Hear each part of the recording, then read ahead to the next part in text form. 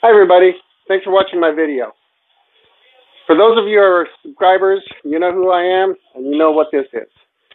But for those of you who are new to my channel, I'm James Raaymakers and this is my 2014 Maserati Ghibli SQ4. And she's due for an oil change. And that's what we're going to do today. We're going to go over the tools that are required for this job.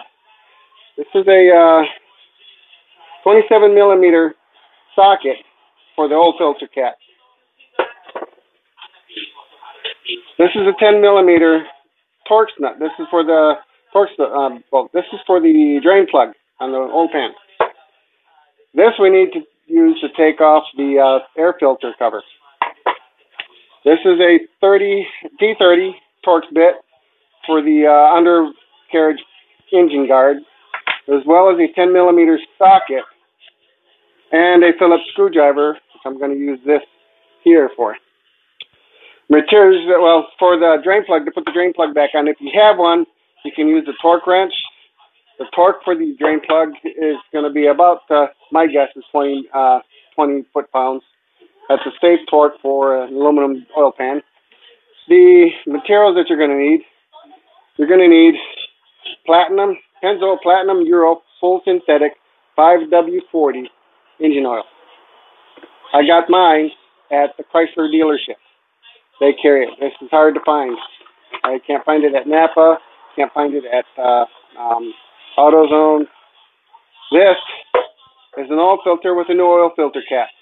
Last time I changed oil, I didn't change the oil cap. This time I elected to get the filter with the oil cap because there's a check valve inside that a service technician, Maserati service technician, told me needs to be replaced every once in a while. So I got one this time, filter, an OEM filter with an OEM filter cap. Those are the material. Oh, you also need a crush washer, new crush washer for the drain plug. And those are the materials that you're going to need. One thing that you're going to need, if you have an engine maintenance light, is to reset it. You can either use one of these. If you have, this is an OBD Star Pro X200. This will reset the oil light on a Maserati Ghibli.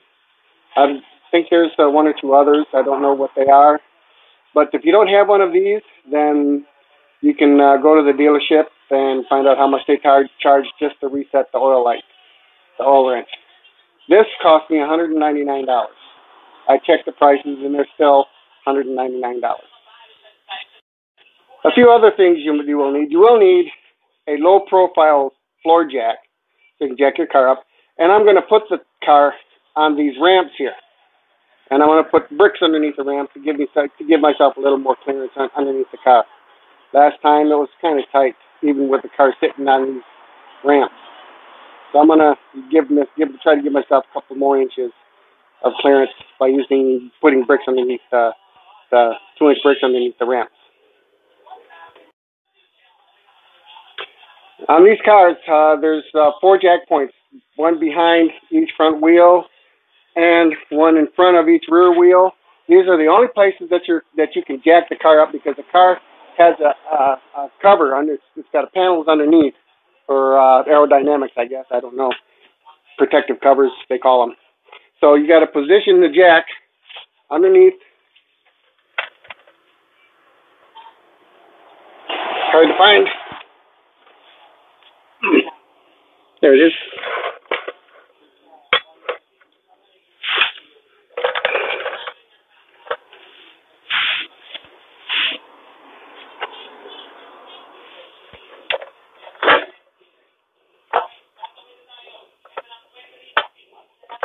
There we go. There's one.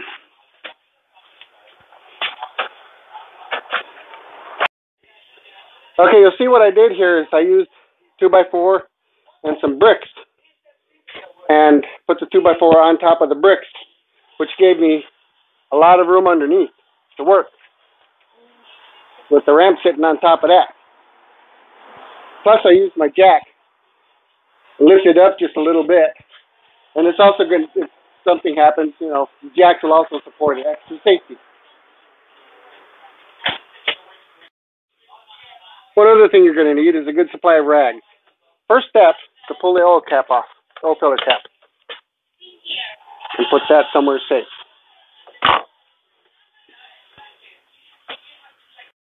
The dipstick.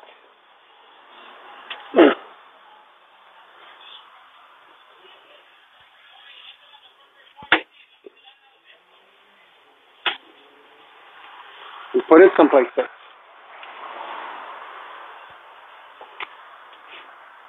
You're going to need the T30 Torx next, 10 millimeter bolt or socket next, and your Phillips screwdriver, because we're going to be pulling the under engine protection pan off. There are 9 10 millimeter bolts, and there are 4 T30 Torx screws that hold this together. Plus there are 4 Phillips head screws here. 1, 2, 3, 4.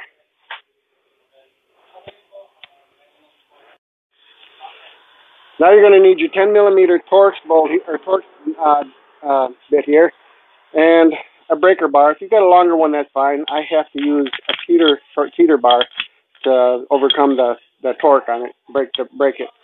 Then you slide your oil catcher device underneath the car to catch the oil. And when I return, that will be, you'll see oil pumping or oil dripping out of the pan. So you'll see here, this is the drain plug right there. This hose is right in the way of the drain plug, so I use the bungee cord to pull it out of the way so that it doesn't get soaked with oil. This hose here, nothing we can do about it because it's got stiff lines on it. So when I undo the cord, when I undo the thing, oil's going to get on this line probably, not much, because it's going to come down like this and into my drain pan here. So just wanted to let you guys know about this hose here. Try and pull it out of the way, secure it somehow so that the oil doesn't get on it and you don't make a big mess. Well, we had a bit of a mishap here. When I pulled the drain off, my hand was in the way, and it just splattered oil all over the place. I got all over my hair, all over the place. It's all over the floor. My wife put towels down there. I had to spray my eye out because I got oil in there. I think I'm okay. I guess mine's okay.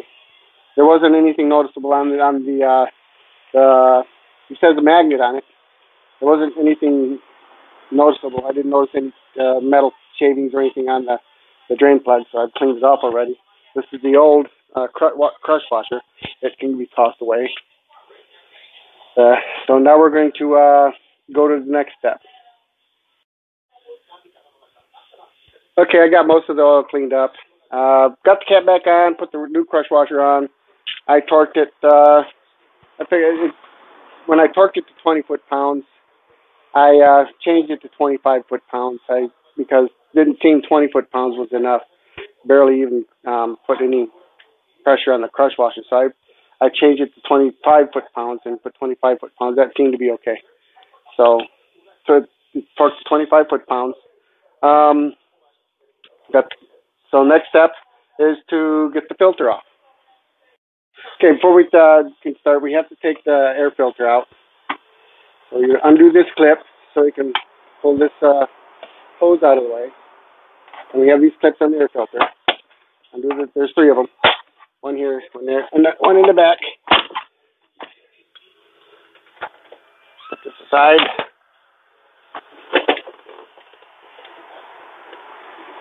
You can down and pull this off. That cover off. Here's my K&N filter. Doesn't look too dirty. But there's a bunch of crud in there. I'll probably want to vacuum that out. Next thing you want to do is put a bunch of rags down here to catch the oil when it spills. Big towel.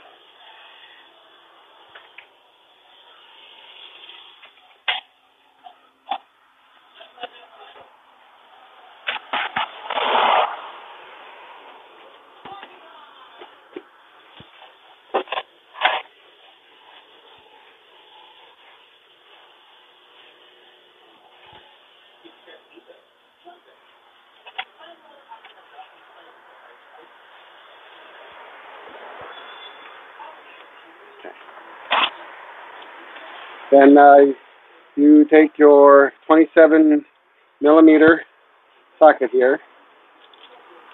I have two extensions because it's kind of down in there, and I wanted some leverage so that I could get some leverage on it. And it's not tight at all.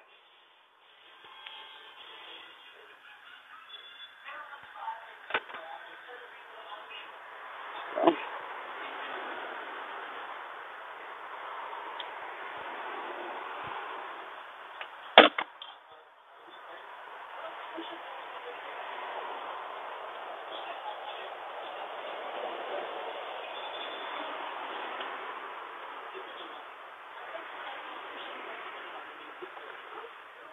And here's the oil filter.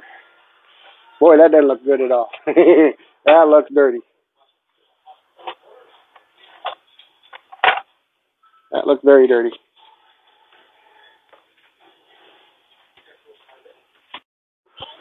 Okay, well, the next step is to coat the O-rings with fresh oil. You got an O-ring here, you got an O-ring here, and you got an O-ring here. So we got some fresh oil here. Wrapped around there. One.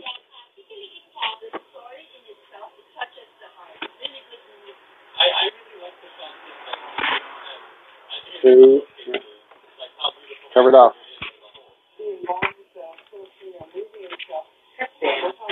Okay, we're going to stick this back on. You'll hear a snap like that. And we're going to stick it in here. Get it past that. There we go. And thread it in by hand.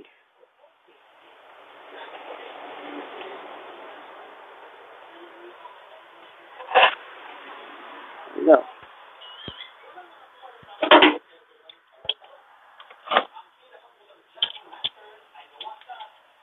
There is no torque on this, but don't tighten it very tight because it is plastic. You can still see O-rings not tight enough. I can see green O-ring. There, green O-ring just disappeared. Then that should be good enough, just like that.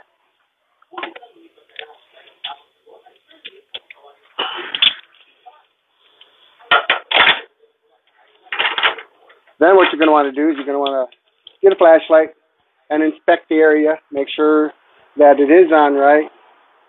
And for oil leaks, clean any oil leaks that you see over there up.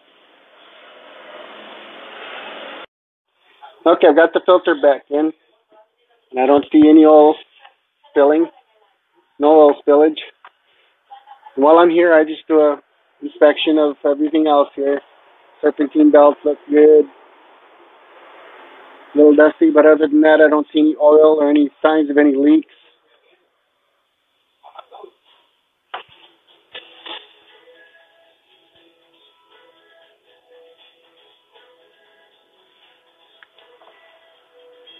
And while I'm at it, I'm going to go ahead and put this in, and then I'm going to clean the other side too, as well.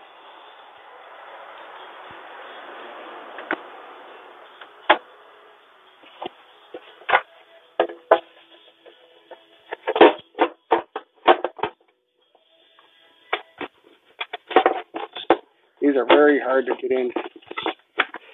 Right.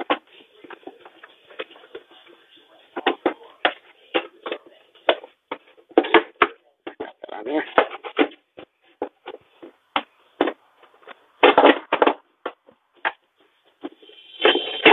There. These two clips are easy. The one on the back is a little harder. There we go. Got it. And then you put this hose back in its space. We got that in. Now we'll switch over to the other side and we'll clean out the other air filter. Since this is an SQ4, it takes 8.3 quarts of oil. I'm going to put 8 in. I'm going to check the oil. And then if the level appears to be good, I'm going to run the engine for about 5 minutes.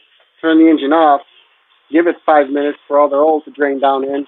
Then check the oil again. If it needs some more oil, then I'm going to add. You don't want to overfill these. Okay, we put 8.3 quarts of oil in here, ran the engine 5 minutes, checked the oil. It's on a slant, so oil appears to be good. So we're pretty much finished. I just need to lower the, let the car back down on the road, and well, I got to put the cover the engine protection cover back on, lower the car, and we're pretty much done. And she's going to get washed after this. Thanks for watching my video. Please subscribe to my channel, and don't forget to click that bell if you want to see the rest of the maintenance Maserati Ghibli maintenance videos that I'm going to be posting. Until then. And if you own a Maserati, be sure to get your thrills every day.